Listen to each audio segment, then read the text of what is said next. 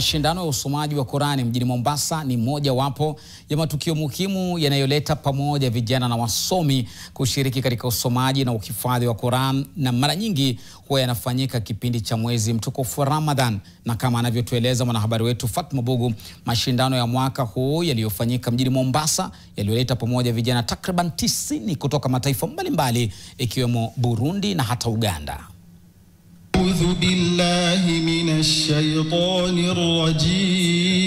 Kila mwezi mtukufu wa Ramadhan unapobisha hodi, mashindano ya usomaji wa Qur'an huandaliwa na kutoa fursa kwa washiriki kuonyesha uwezo wao katika tajwidi na hifdhi, na pia kuwafunza waumini umuhimu wa kujifunza na kuzingatia mafundisho ya Qur'an. So tuna vitengo vitano sasa: juzu 2, juzu 5, juzu 10, juzu 20, juzu 30.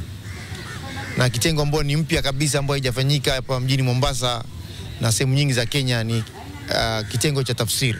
Ayub Hassan Ali, mvulana wa miaka 21 kutoka Markaz Al-Bashra, Nairobi, aliibuka kidedea katika kundi la sehemu ya 30 kwa kuonyesha umahiri mkubwa, akijishindia zawadi ya kwenda Maka pamoja na pesa taslimu, huku nafasi ya pili kinyakuliwa na Salahuddin Shukri wa miaka 20 kutoka Garissa, nafasi ya tatu ikichukuliwa na Abubakar Salim.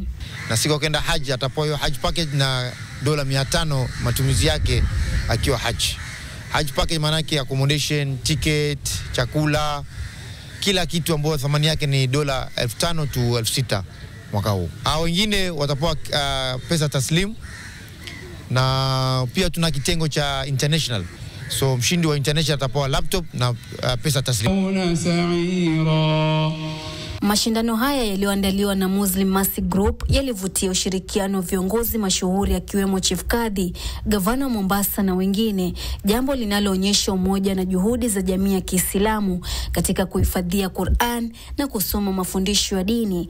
Kusoma Qur'an katika mwezi wa Ramadhani, kuisikiliza na kutafakari hukumu zake ni mojawapo ya matendo makuu zaidi ya kurubisho. Imesisitizwa kwa waumini kufanya bidii kuisoma angalau sehemu moja kwa siku ili waweze kumaliza Qur'an ifikapo mwisho wa mwezi huu wa Ramadhan. Fatma Bugu, NTV, kutoka kaunti ya Mombasa.